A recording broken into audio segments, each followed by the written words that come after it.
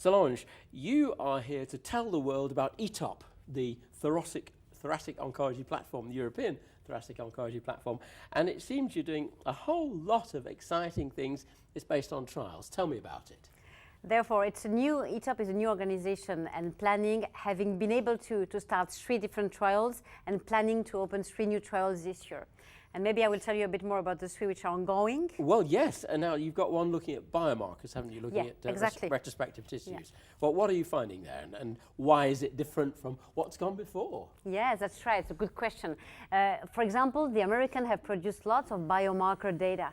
The difference in what we have created is that we work with colleagues having collected very important pieces of tissue, so enough tumor to make subsequent biomarker testing, and all these tumors are clinically annotated.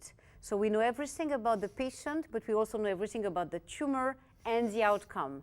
So the idea is to generate hypotheses about the importance of the biomarker in the biology of the tumor, and then to bring the data to the community to be able to create new trials, new targeted agents and driven trials and so on and so forth. And that really justifies the sound practice of keeping good data records, doesn't it? Exactly.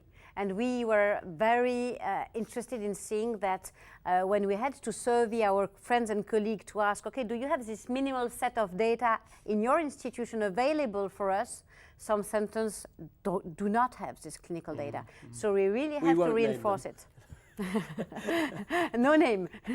But you really have to have this kind of data because it helps us in the future to know what is important for the tumor biology. Indeed, there seems to be so much promise from this biomarker area that it has become extremely important to get all the data together. Exactly. But there's another one's puzzling me a little bit. You're looking at EGFR in a prospective study, but you're using an anti-VEGF agent. Tell me what's going on there. So we work with the Spanish lung group, you know, the ones who have discovered all these EGFR mutations and are working on that, Rafael Rosell and colleagues. We are looking prospectively at treating EGFR mutated patients harboring an activating mutation with Tarceva, erlotinib, plus bevacizumab, the anti-VEGF agent.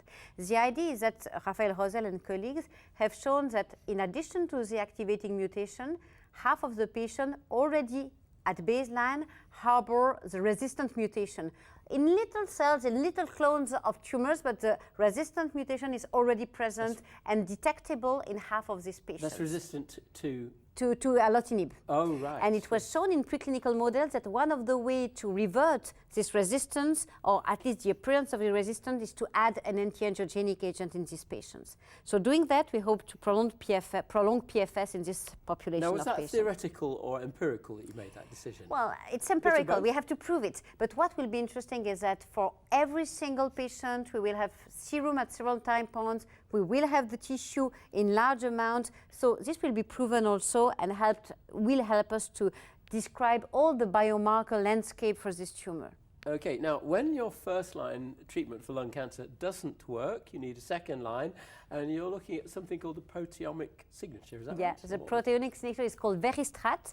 It's just a drop of blood that you send to the US. It's a company called Biodesics, which make a profile of different proteins and has this signature having shown retrospectively to predict erlotinib efficacy. And erlotinib is one of the options, but nobody knows how to choose the options. They are all equivalent. So this signature might help you to choose erlotinib if really it's validated. But like every signature, if you have some hypothesis coming from retrospective data, you have to prove the concept prospectively with, of course, balanced data, balanced group of patients, and so on. So this is the prospective validation of the signatures that we are doing. Right, so what is different about ETOP as compared with other organizations for conducting trials? I would say maybe 3 things. First of all, we are a close group of collaborators and friends willing to work together with lots of energy. And these are about 40 centers in Europe, 1 in US, 1 in China. We meet every month and we really make it move like group of friends would have an initiative. The second thing is flexibility.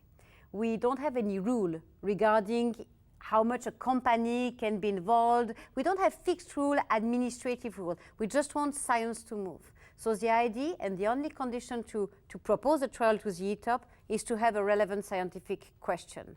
And once the scientific question is here, then you can find a way to address the question. Okay, you've definitely sold me on the whole idea of ETOP, but what would you like doctors to do? Very importantly, most of the countries in Europe are involved in ETOP through some centers, and we need additional centers. So all the doctors working in centers who are interested to take part in clinical trials and also creating ideas, because we need new proposals and so on, should join the ETOP. Everybody is welcome, and it's really an initiative that has to rely on a large number of people and expertise. So I think the doctors should approach ETOP and try to get involved in a manner or another one to increase our recruitment possibilities in the future. And apart from doing exciting and fascinating work, how much do you hope this will advance the case of improving outcomes in thoracic oncology? I think in thoracic oncology, the main problem and limitations we have now is, in order to show that we can improve outcome, we have to look at very small subpopulation of patients with, for example, mutations, which are interesting, but it's 2%, 1% of the patients and so on. So there is no way to make real progress if we don't work together. So I would say initiatives like ETOP are the only ones which will be able to show that we have new options of treatment, because we need all these centers to be able, for example, to identify 30 patients and treat them and so on. So there's no other way to move, I guess. So finally, what is your word to doctors everywhere treating patients with lung cancer? I would say for every doctor is the word about common effort.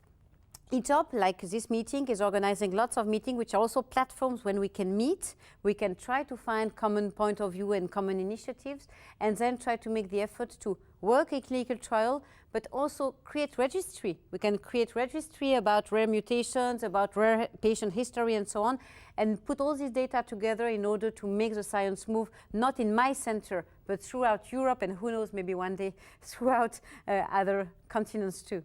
Solange, thank you for talking with eCancer TV. You're welcome. Thanks.